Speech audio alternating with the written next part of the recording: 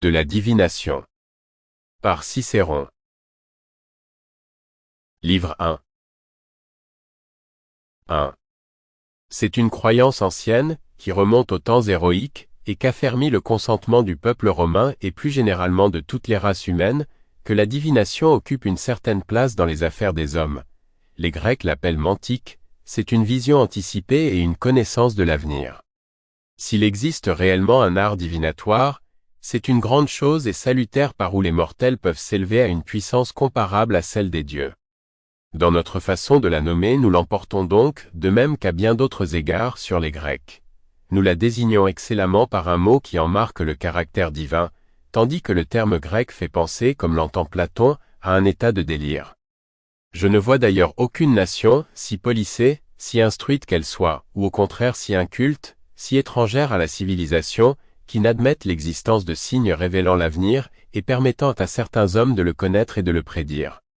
Pour invoquer en premier lieu les autorités les plus anciennes, les Assyriens, qui habitaient des terres plates de grande étendue et pouvaient en conséquence, sans que rien en limitât la vue, contempler librement le ciel dans toutes les directions, ont beaucoup observé les mouvements des astres et leurs trajectoires et ont transmis d'après ces observations, des enseignements sur ce qu'ils présagent à chacun.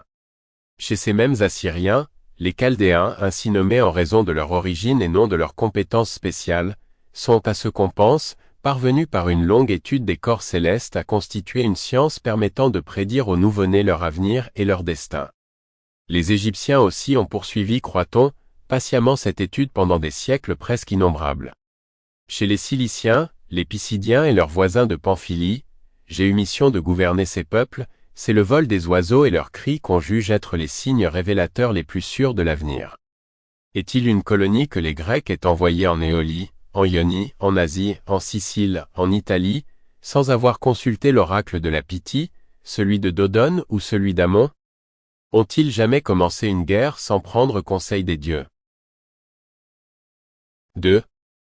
Il y a plus d'un procédé divinatoire applicable soit aux affaires publiques, soit aux privées. Pour ne rien dire des autres peuples, combien de formes diverses la divination n'a-t-elle pas revêtues chez nous? À l'origine, Romulus, le père même de notre cité, a non seulement fondé la ville après avoir pris les auspices, mais a été lui-même, suivant la tradition, un augure éminent. Plus tard, les rois qui lui ont succédé ont eu recours à l'art augural, et, après leur expulsion, en toute occasion, qu'il s'agit de politique intérieure ou d'une entreprise militaire, on ne négligeait jamais de prendre les auspices. L'art des aruspices ayant paru avoir une grande importance, qu'il s'agit d'obtenir des présages et de bien conduire. Sample complete. Ready to continue?